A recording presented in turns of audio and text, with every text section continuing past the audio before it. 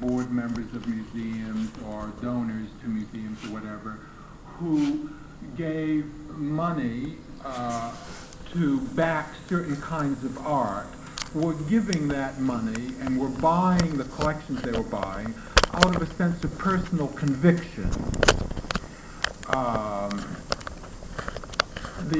The corporate patron, the government patron, even today the museum patron in many cases, is not sponsoring art, is not funding art, is not exhibiting art out of any personal conviction. There is a kind of consensus, a kind of impersonal decision-making process. What will reflect best on us for us to sponsor?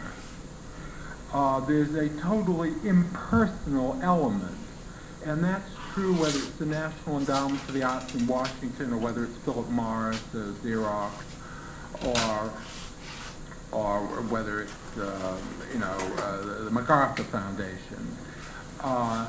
There's it's a kind of part of it is a kind of Chinese restaurant menu philanthropy. One from row A, one from row B. We have a black realist on our list, so we need a white feminist. We have somebody who does Hispanic art. So we then will need something maybe from Eastern Europe. There's in that sense, it's politicized. These are in some sense sort of affirmative action decisions about what we're going to sponsor. There's no person there experiencing the art that's being funded and promoted. There's a total, there's a severing of any kind of what I would call sort of human connection between the source of the patronage and the objects that are on the receiving end of the patronage. That to me has been a devastating change because it puts the whole enterprise of patronage into the realm, into the hands of the bureaucrats. And we now have, of course, more and more bureaucrats acting as middlemen between the artist and whatever institutions exhibit the art, as a general thing. I remember some years ago when I was still at the Times, having a conversation with a man who was starting what he felt was going to be a very major biennial exhibition of contemporary American painting in the South. And he said this would be the most important thing of its kind in the world, and he began going through all the benefits the artist would receive from being selected for this exhibition. And I said, because by that time this was virtually always my first question about such enterprises, I said, how much of the money is going for administration? Well, he turned to his assistant, well, we've got those figures here somewhere, and he went on and on about what a great thing it was going to be, and I kept coming back to this question of how much of the budget was going for administration. In other words, for bureaucracy. Well, finally, he said, when he saw that I wasn't going to drop the subject, well, we're trying to keep it down to 60%. Well, and if you have any experience with museums, you know that for every real curator a museum adds to its staff, there are a great many non-curatorial persons being added to that staff. Probably the single biggest area of growth in the museum world has been in the so-called public information department, the publicity department. They're also the best run departments in most museums because their tasks are relatively simple. They don't have to deal with objects, they don't have to deal with artists, except maybe sometimes they get them to keep their mouths shut.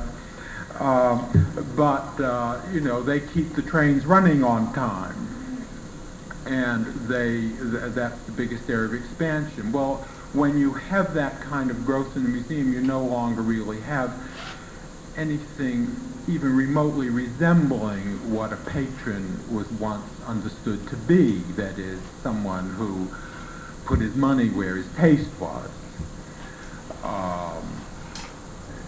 All that's gone, or at least gone underground. Yes.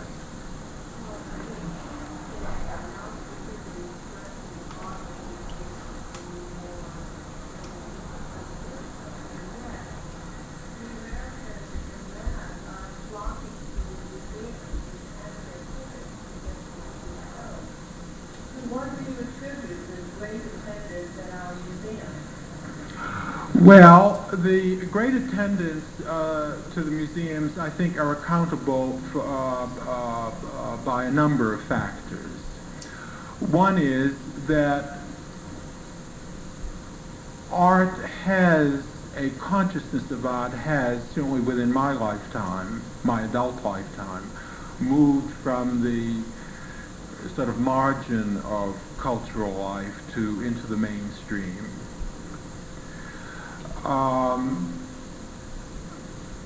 Part of that, I think, had to do with the attention that art in this country began to receive in the late 50s, when the international success of the New York School brought into American life a consciousness that this country, and in particular New York, enjoyed a kind of central position on the international art scene it had never had before. I think without there being an American art that served as a kind of anchor to public consciousness, however ignorant the public might have been about the art itself, it would have been sort of more difficult for that momentum to have followed the course that it did. But at the same time, the museums began to acquire a kind of glamour that actually not that many other cultural institutions in our society have. There's almost no other cultural institution that can welcome so many people at one time, that is so relatively cheap. They used to be free, of course, when all this started. But we're a prosperous country and people can afford to pay what they pay, and it's certainly cheaper now even than going to the movies, not to mention the opera or a theater or a ballet. And then, of course, there is this tremendous publicity machine banging away at all times. On the television screen, on the newspapers, magazines, school tours are organized. They bring people out of hospitals in wheelchairs. I mean, I'm not mocking that, but I mean,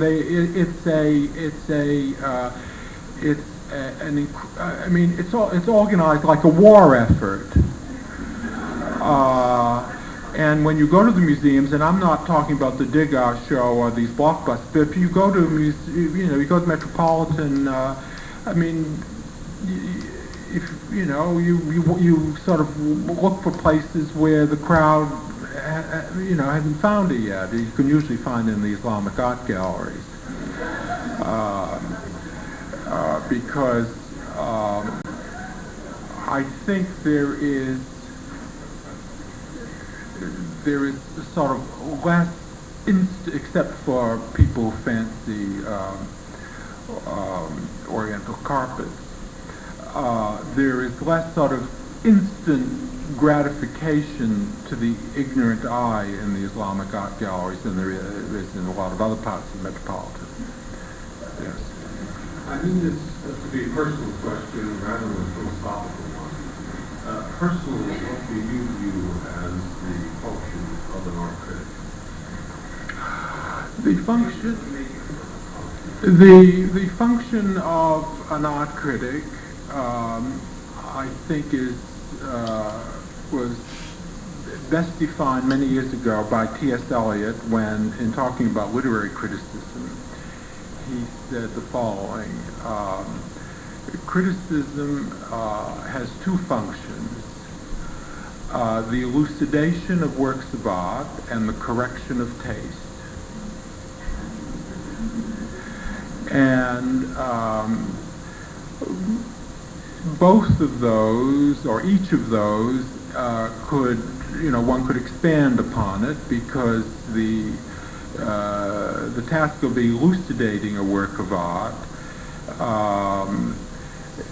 differs a great deal from object to object. I mean, some art objects can only be, or can be elucidated in historical terms, others in purely visual terms, formal terms.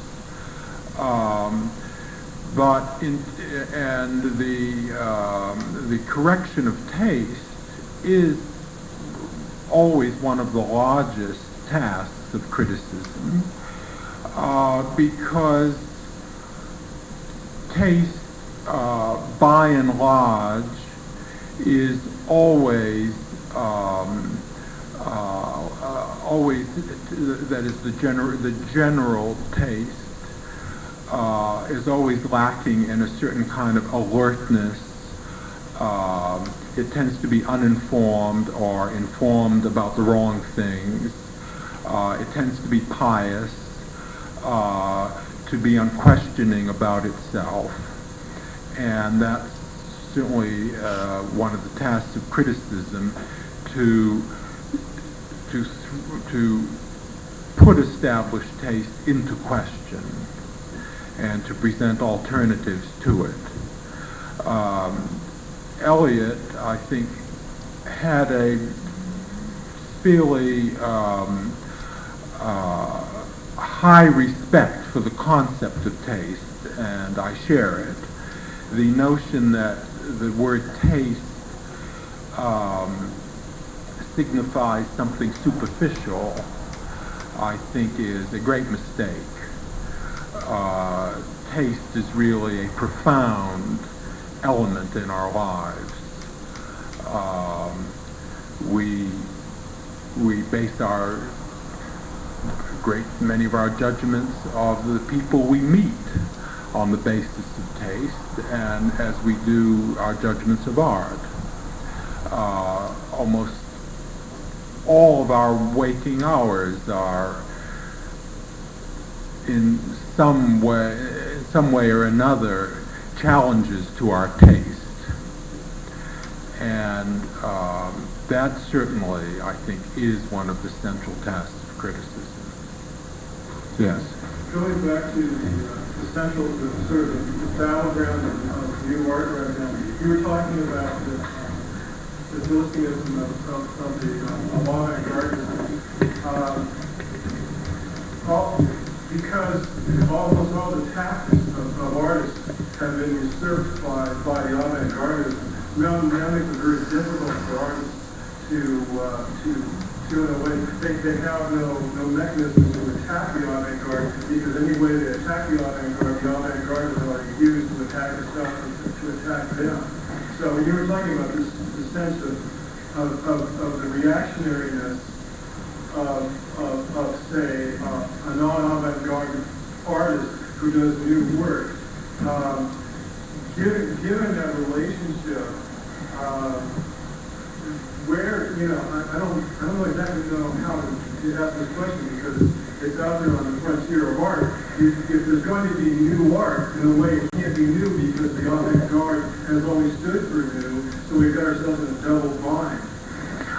Well, I thought that was the nature of the problem I was outlining. However, new is a very treacherous word.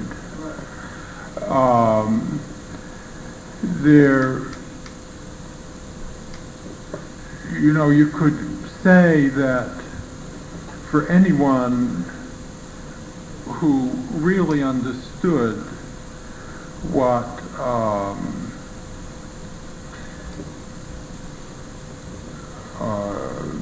Duchamp, Miro, Schwitters, and Joseph Cornell had done in their work, there was nothing new in Rauschenberg.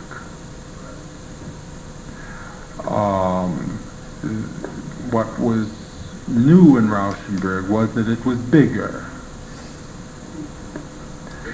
But that was sufficient. In such a volatile art scene, a shift of scale, a kind of recycling of cliches through a shift of scale, can often lead to an instant reputation. So I'm not talking about reputation, I'm talking about is actually the art itself. I mean, if we're talking about the significance of art and the use of art as some kind of a cultural, meaningful communication system, now we have a situation where the corporations are terrified of content. The museum... Oh no, the corporations are not terrified of content. They love it. Well, but it's hard to, I don't know, gosh, I mean, I went to see the other day down at the World Financial Center, which houses the world headquarters of Dow Jones, American Express. I mean, you can't get more corporate than that. And there's all this, anti-bourgeois art in the lobby. Lots of electronics, lots of dirt. They have some chickens crapping in a cage. Those corporations aren't afraid of content. They're much more comfortable with it than they are with art, and they're using all that stuff at the World Financial Center as a kind of hustle to win even more upscale tenants for their skyscraper. It's a great mistake to think that those corporations don't like content. They love it. However, I don't mean to dismiss your question. I'll only say about it is that if I really had the answer to your question, I would be an artist and not a critic. Because the answer to that question will only come from artists. Yes. Do you feel as though taste is something that is static? The taste has been the same since Greek times or before times, or does taste change from generation to generation and era to era? Well, taste, I think, always changes, but it doesn't necessarily get better. You're not trying to qualify it as being better or worse, but it certainly does change. Well, of course, taste is... The thing that happens with art, it changes. When the impressionists and post-impressionists, which are now all in review, were first exposed, as you probably know, the audience didn't spit at them. And that's something that we all are aware of. And it took a long time before they were properly, duly appreciated. And it's the same with the American abstract movement. When they first came out in the 30s, they were trash. No one would even look at them.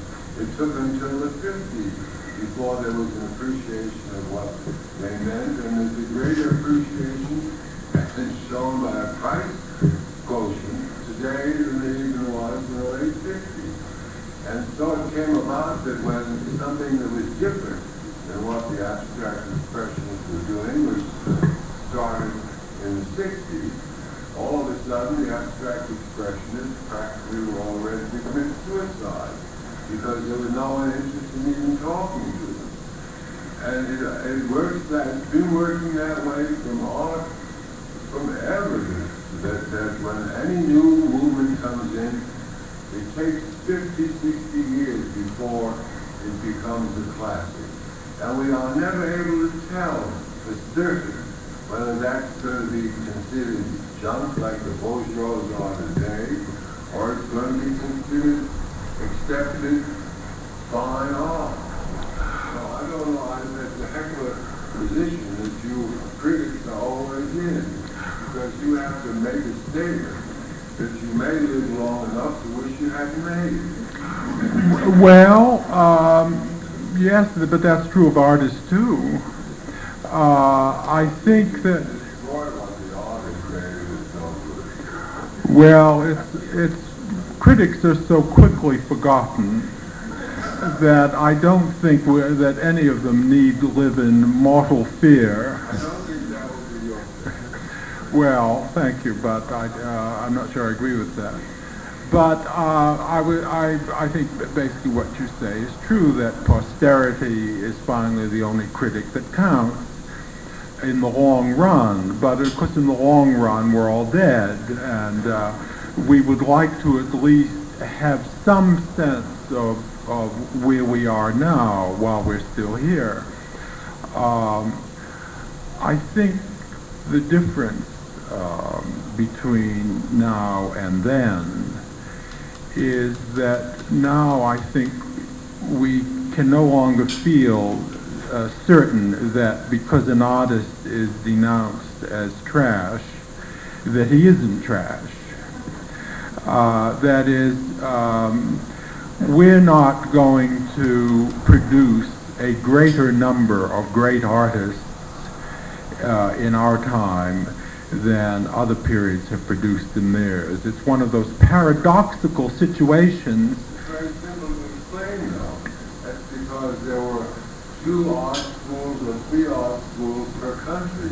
Here in America now, we have hundreds of art schools, and every university as well has an art school. So we're turning out artists by the drove. Yes, alas. And I have to look at them all. Yes.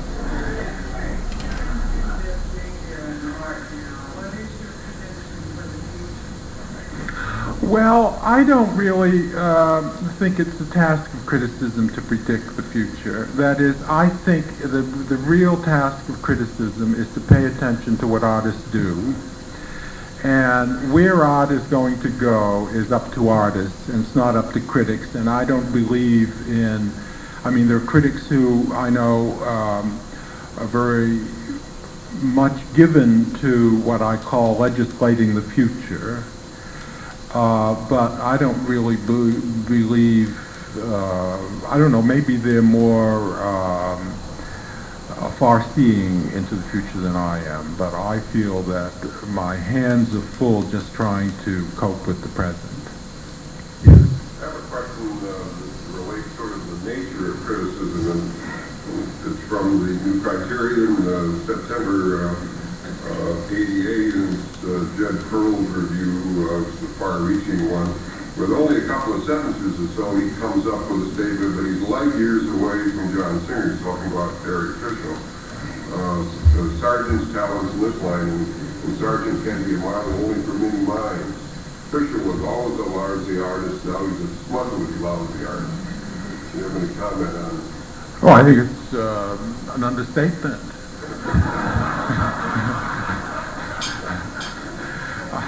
I saw that exhibition.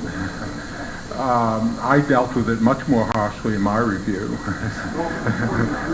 actually reviewed it, and here there was only a sentence that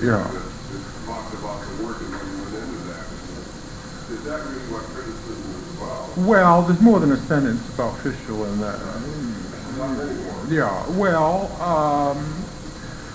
I think that, the tasks of criticism are different according to different publications. When you're writing in a daily paper, you are bringing sort of the first news of an art event very often, and so you have to handle it with a kind of detail and description that is already not quite as necessary when you're writing for a weekly, and is much, much less necessary when you're writing for a monthly, where you can assume, at least we can assume among readers of the New Criterion, that they will already be, alert to the event. They will probably have read something about it in the past, usually something wrong, or certainly not as intelligent as what we publish. And so that it's, I think, perfectly permissible to write that kind of somewhat abridged review. The reason I suggest that you're disturbed or surprised by that is probably, I'm guessing, are probably not necessarily your judgment about Fischl's standing as an artist, but about the scale of his reputation and the market that he enjoys. But of course, criticism should not allow the reputation or market to determine everything in criticism. Already, perforce, it determines a great deal because the market has a way of focusing attention, if only because artists who are out of the market tend to exhibit more frequently than artists who aren't. But I don't simply think there's anything wrong with writing about a failed artist in that manner.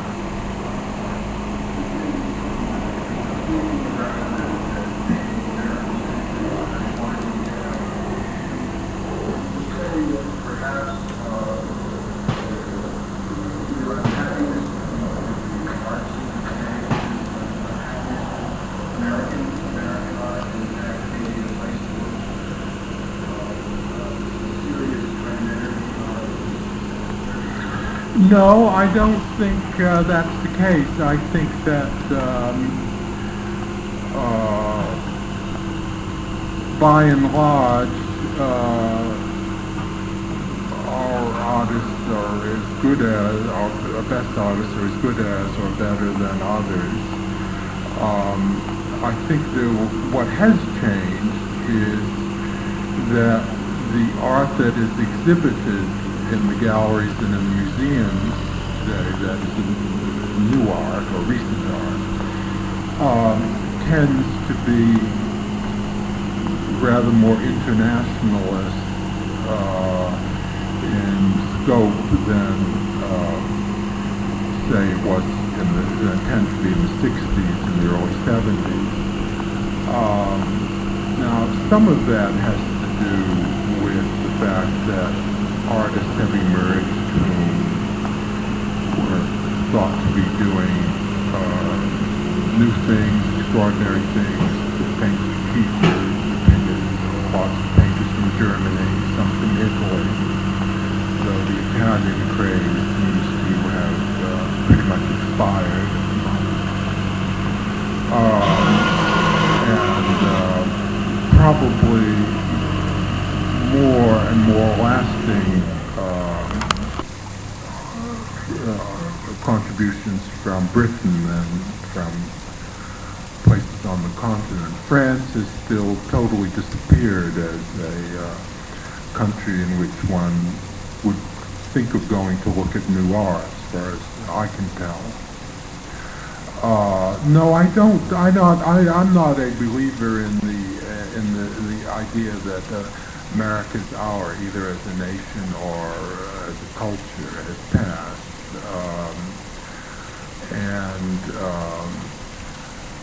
It certainly doesn't look that way from Europe, because all the young European artists I've ever met all want to be here.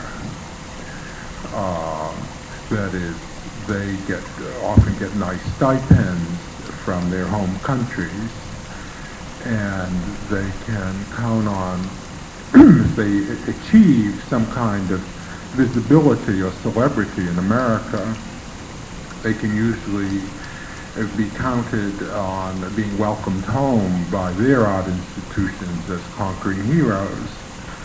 But I don't see any loss of America's place in the international art scene. I don't see any evidence of it at all. Yes. I'm going to ask a question that I was never asked of anyone, and I asked it of you just as the founder of the Museum of Contemporary Art, actually founded because almost 25 years ago, out of the bar, suggested that there was no such thing as existence as contemporary. Anyhow, I did it. And we have always felt that it was our function to attempt to claim our knowledge with whatever we thought was best in contemporary art. Now, in listening to you, I have the feeling that you don't think there is anything that's worthwhile for us to show. It puts us in rather a bit of a dilemma. If you were, for example, to want to change your job someday and become the director and operator of this museum, how would you start to organize exhibitions? Well, it would be uphill work. I know, and I'm giving you a very serious answer. I think that the people who have the responsibility to organize such exhibitions on a fixed schedule have created a problem for themselves that is insoluble. That is an institution that lays down a calendar requiring that they're going to be 12 exhibitions, 8 exhibitions, each of which embraces X number of artists in the course of the calendar year. And brings to that calendar the expectation that there is enough new work worth exhibiting, and that's going to be worth exhibiting right on demand, I think has created a problem that's insoluble. And this is not a problem I'm unacquainted with. Over all those years I was with the New York Times, particularly in the latter years, I would frequently be asked to attend meetings with editors, and the first question always was, what's new? And ideally, from the New York Times point of view, they would like to have had something new and terrific 52 weeks of the year. Now, we know that that's not the way human culture works. And on one occasion I made the error of saying, well, there was nothing new, meaning that week. And my editor said, is that a trend?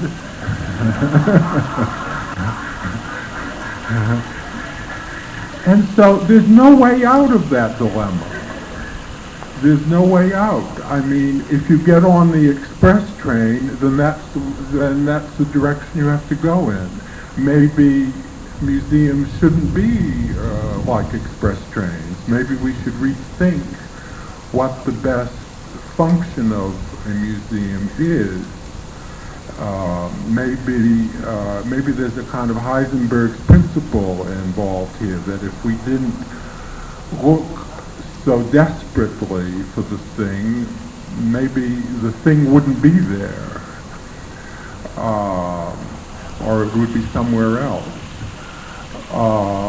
I don't really have a satisfactory answer to that question, because I think the expectation, the institutional and emotional and intellectual expectation that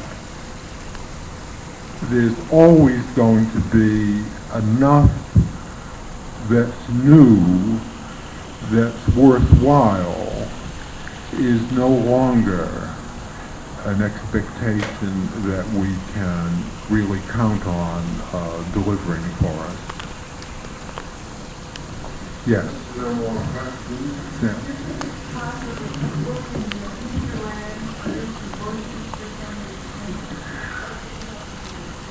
I don't know of a single bush that the floodlights are not examining at full force. There are curators, critics, collectors, they're all dealers, they're all out there flooding the landscape. I don't think that there are a lot of things undiscovered. Thank you very much.